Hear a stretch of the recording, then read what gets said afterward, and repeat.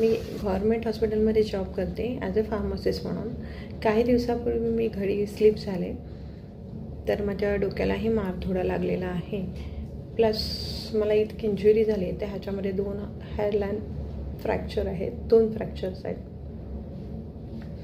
तर त्यावेळेस मला अँटीबायोटिक आणि पेन किलर दिले गेले, पण मी pain killers on that time मला वाटतं फर्स्ट डे मी एखादी गोळी खाल्ली असेल, पण मला पेन किलर जमतच नाही माझ्या बॉडीला.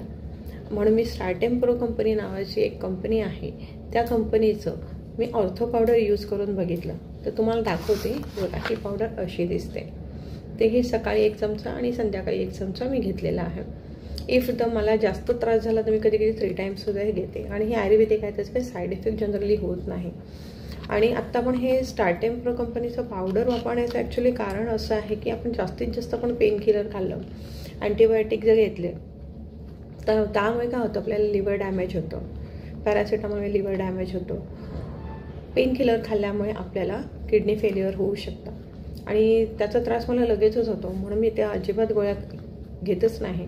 ॲक्च्युली बाय प्रोफेशन मी फक्त माझं कामच आहे की टॅबलेट देणं, काउन्सिलिंग करणं पेशंटला, औषधं बनवणं. आम्ही कप सिरप ड्रॉप्स वगैरे बनवतो आणि पेशंटला देतो. पण मला असं म्हणायचं नाही ॲलोपॅथीबद्दल, पण मला आयुर्वेदिकने बराचसा इफेक्ट आला आणि मी पेन किलर नाही खाल्ले. आणि थँक्स टू स्टार्टेम्प्रो company, thanks to Sanjay Patil sir, ह्यांनी हे सुंदर प्रोडक्ट आपल्याकडे आणून दिलेलं आहे. थँक्स सरांना. आणि विशेष म्हणजे हे जे प्रोडक्ट आहे ते आपल्याला अमवात असेल, जुनं जॉईंट पेन असेल, ऑर्थोचा कुठलाही रिलेटेड तुम्हाला फीवर असेल आणि जॉईंट पेन खूप होत असेल, म्हणजे अंग मोडून येण्यामध्ये, म्हणजे आत्ता जनरली आत्ता कसं कोरोनानंतर व्हायरल फीवर येतो, तो व्हायरल फीवरला जवळजवळ 7 ते 8 दिवस जात नाही, अंग अक्षरशः मोडून येतं आणि आपल्याला ती गोळी घ्यावीच लागते pain killer. On that time तुम्ही हे घेऊ शकता. प्लस आपण चिकनगुनिया म्हणतो, तर चिकनगुनिया म्हणजे आपल्याला खूप सिव्हिअर जॉईंट पेन होतं, आपण कुठलंही काम करू शकत नाही, चपातीचं पीठसुद्धा मळू शकत नाही, त्याला चिकनगुनिया म्हटलं जातं.